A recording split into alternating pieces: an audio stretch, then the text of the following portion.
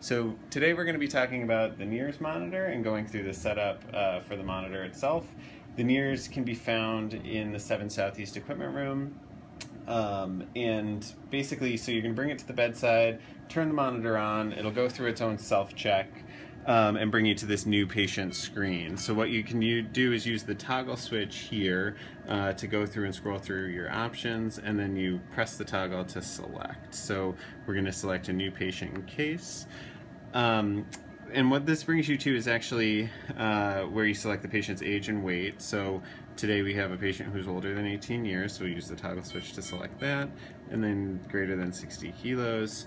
Channel 1 is our default channel that we'll use to do the monitoring, so that's selected for left brain, which we'll use for all of our patients as we can, just to have some consistency as far as the reading and the measurement. So we can go ahead and use the left brain. And then channel 2 here says unused. It's pretty uncommon to be monitoring from both channels or both sides of the brain. So we can, if you look here, it says the recommended foresight sensor is a large for this patient, and we can go ahead and select done to clear that screen. So then what we have basically is the sensor cable here, which connects to our NIRS sensor. The sensor can be found in the Pyxis supply room across from bed space 4.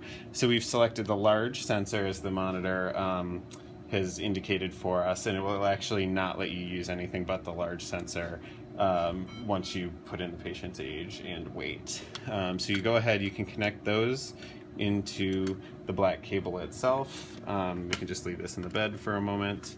You want to make sure that the cable goes up to the monitor and is in the monitor tightly. If it's disconnected, you just smash it and kind of push it in, you'll hear it click. Once you connect the sensor, it'll ask you to make a connection between the sensor and the monitor, but first we want to put it connect it to our patient. So what we'll do, we said that we'll typically be using the left brain for these patients. So you want to go ahead and put the sensor about a finger width above the eyebrow. So we would do something like this. If you need to beforehand to protect the skin, you can put a tegaderm down. And what that actually does is, as you're taking this off and checking it, it kind of protects the skin from the adhesive, and also helps the adhesive last longer for the monitor itself. So that is in good position. Once we have that connected, it's going to say press sensor start, which you would use this button all the way on the right, which will go ahead and search for that signal. And you can see in between it says it's acquiring the signal. Should be acquiring the signal. And it's also giving us a warning about ambient light, so sometimes if the room is too bright or there's a lot of sunlight, it'll alarm, and then typically what we would do is cover up the sensor. But you can see it's kind of actively searching for the signal here.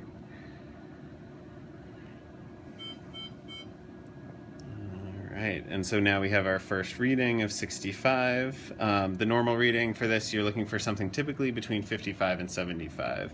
And what you're doing is, the NIRS itself is indicated for patients who, may have a brain injury, or you're concerned about the oxygen consumption in their brain. So you can kind of think of this more like along the lines of a mixed venous sat. So your goal is 55 to 75, so we're kind of right where we need to be here.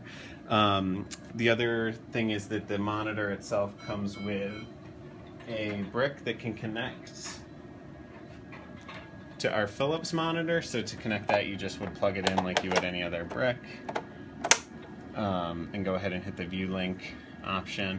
And what this does is it'll allow you to bring it up on the monitor here itself, but it won't transfer into Power Chart. You'll still have to go into your flow sheet, select the NIRS as an option, and then transfer the information from the monitor into Power Chart.